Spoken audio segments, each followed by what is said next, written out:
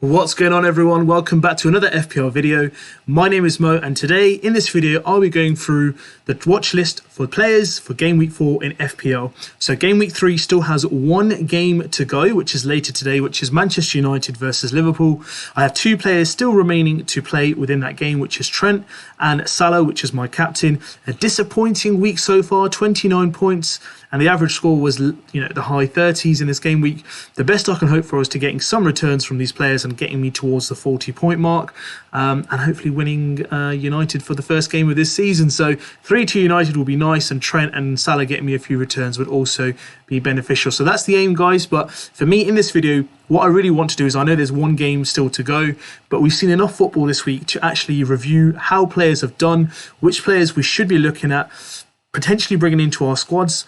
Or actually, we've already brought them into our squads because we've knee-jerked so quickly.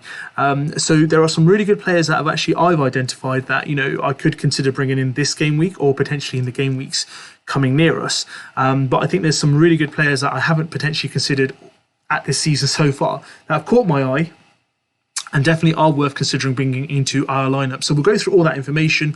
If you guys haven't subscribed to FPL INKLING, this is a great opportunity for you to hit the subscribe button, be part of our family. The family is growing week upon week. Thank you so much for all your love and support, and also give us a like if you like the content you see as well. So 29 points, nothing much to write home about, but let's look at some really good players that we should keep on our watch list. So where better to start than Wilfried Zaha? If you've been part of my channel and you guys know my love for Zaha, I've had him in my squads for previous FPL years, and there's probably most likely at some point this season I will own him again. He usually has a good start to the season, then he kind of tails off, and then he has a really good part somewhere in the middle of the season where he really hits some hot form again. I think I may have missed the original kind of hot form, but there's never to say he can't continue this for the next couple of weeks. But let's explore in some more details why I think he might be worth considering. Now, a lot of managers are thinking about wild cards, transfers, ripping up their teams because they've had a bad start in their opinion. So Zaha could be a good player to consider because A, he's a good differential in my opinion, because at the time of recording this video, he's owned by 10% of managers, which I think will increase obviously as the weeks progress, or even when this week goes by in the next couple of days, his ownership will go, I'd say, higher. Now, the Man City game should not put you off in terms of fixtures, because Crystal Palace has been one of those rare teams that have gone to the Etihad and beaten Man City over the last 4 or 5 years, even during the time where they've probably not lost much at home during that tenure. Even in seasons where City have won the league, Zaha's been part of a squad of Crystal Palace where they go and upset them quite frequently over the last couple of years. So I don't think that fixture should kind of like put people off owning Zaha for next week. Then they've got Brentford, Newcastle, Manchester United, Brighton and Chelsea. So some good fixtures there. We can go through some background stats. He's got 21 points in 3 games, which is my favourite stat is points per match, which is 7 points per match at the moment. His expected goal 0.89 and his expected assist is 0.27. So not bad at all for him. He plays in a real kind of, I'd say, aggressive Crystal Palace side. They like to give a fight. They know they're not good at, keeping clean sheets, so they're going to give him a good game. He played really well against Liverpool as well last week.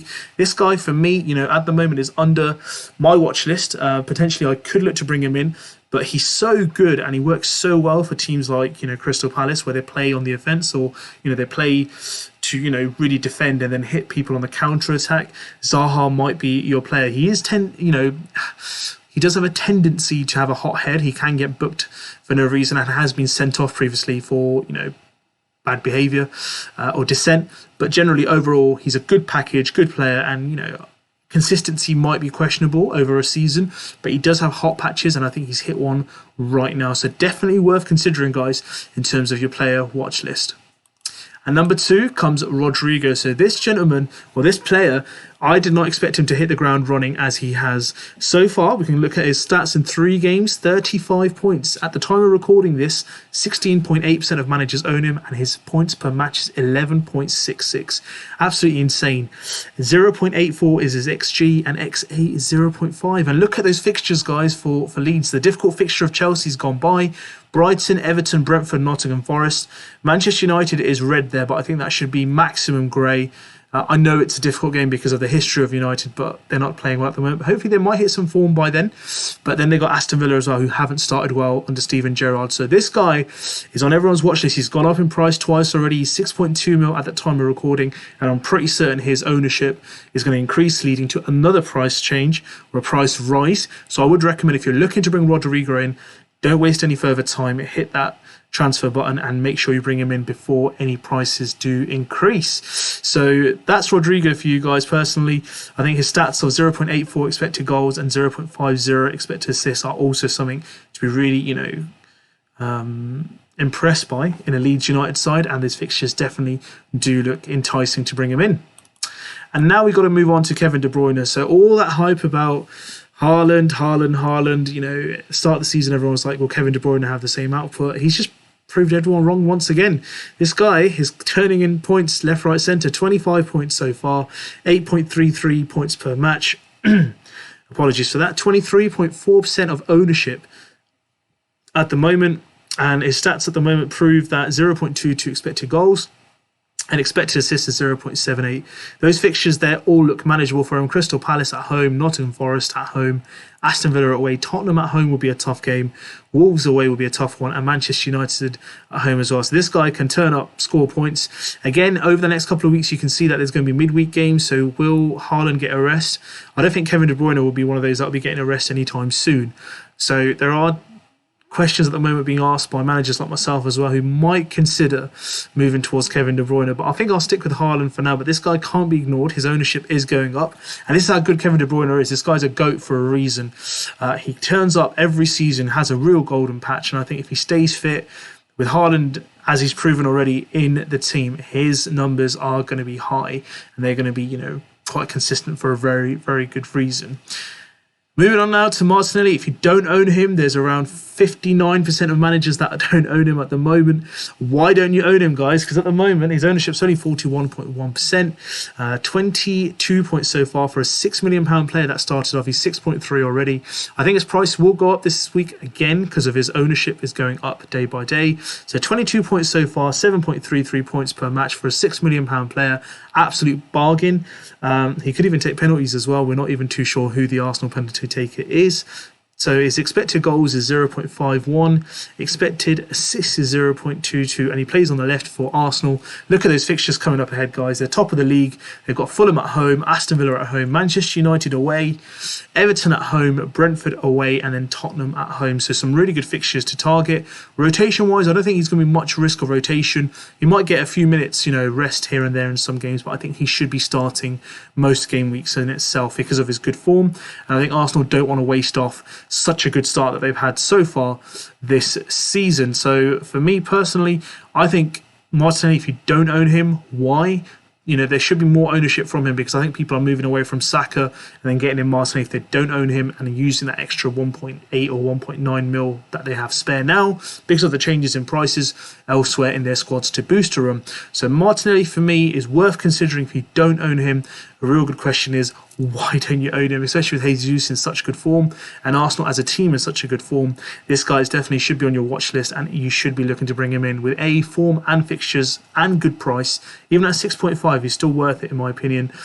He's in a real good price bracket itself. Moving on now to James Madison. So this guy is still racking up some points as well. A differential potential, 6.1% of managers own him. I expect the ownership to go up. They've got Chelsea away next week, which won't be an easy fixture, but we're not talking about defensive numbers. We're talking about Madison's attacking potentials. I think he's more than likely to test Chelsea's defence and Manchester United's.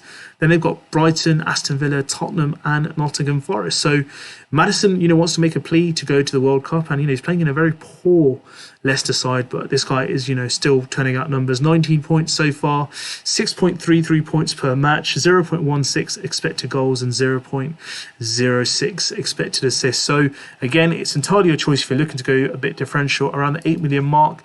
If you want to get rid of Saka and bring in someone differential and you don't want to go for, if you already own, let's say, Diaz or Kulusevski, Madison might be worth a punt as a differential because we're so tight at the moment in ranks. If you own him and he goes well again, that would definitely help boost your rank overall because of his low ownership.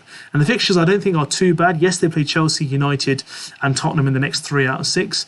But Madison's not there to, as I said, be defensive. All those 3 big squads have a tendency to concede goals, and if Leicester are going to score in those games, I think Madison will either be part of the goal itself or definitely be part of the assist in which creates that goal. So those are the players that I've identified, guys, for game week 4 that I think are worth considering bringing into your squads. What do you guys think? What players are you looking at? There are other alternatives which we can look at, potentially like Bernardo Silva's played well, Gundogan's played well for Man City. If you're looking for alternative players that have done well, Ivan Toney's done well, which I've talked about in the players that I might be looking to transfer into my squad. But overall, there's a lot of players that haven't been chosen by high ownership by FPL managers that have done well, which has caused this massive change in rank, including myself. Maybe we've not looked at players close enough and we've gone for the wrong ownership for like Bailey and Neto, and we've gone 4-4-2, maybe going 4-4-3 and going for other players like Madison and Zaha or Rodrigo or Ivan Toney would have been a better shout. Let me know what your thoughts are. These are the players that I'm watching. What players are you looking into? Drop it in the comment section. Let me know what your thoughts on the videos were. Thank you so much for watching. If you guys haven't hit that subscribe button, hit that button now. It's absolutely free. Join the FPL INKLING family. And in addition, if you haven't joined our league, pop the code in on our FPL website or the app and join the FPL INKLING league in itself. But thank you so much for watching. Keep in touch. Stay tuned. Keep watching FPL INKLING. And I'll be back with some more content this week to make sure you guys can improve your rank and get to that #1 spot in FPL. Have a good one, guys. See you soon.